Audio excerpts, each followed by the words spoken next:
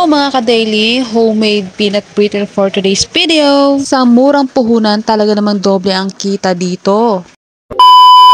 1 cup na peanut ang ginamit ko para sa gagawin kong peanut brittle. Isasangag ko lang muna ito dahil tatanggalin ko nga muna ang balat. At no need na nga din maglagay ng mantika.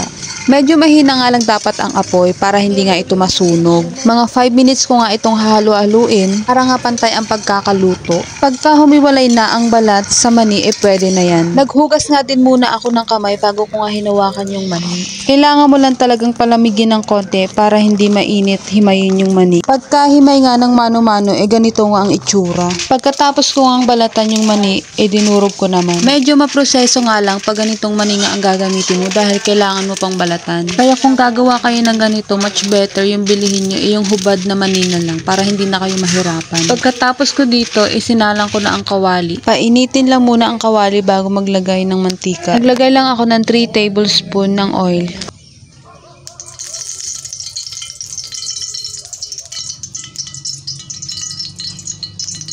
Next naman ay ang 1 cup of sugar. Hintayin lang matunaw katulad nito. At pag ganyan na ang consistency niya, pwede nang ilagay ang mani. Halo-haluin lang hanggang sa mag-combine na sila. Charan! Okay na, luto na. Kapag na-i-flat nyo na nga, much better i-cut nyo na rin. Dahil mahirap na nga rin i-cut once na tumigas na yung asukal.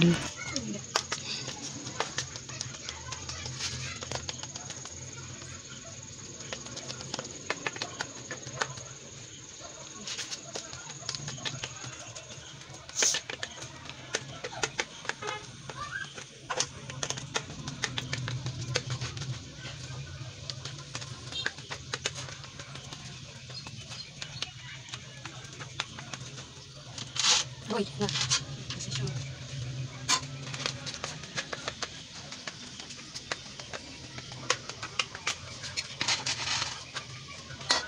na siya.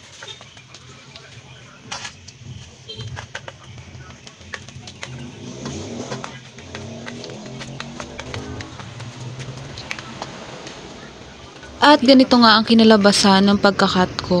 O, 'di ba ang gara?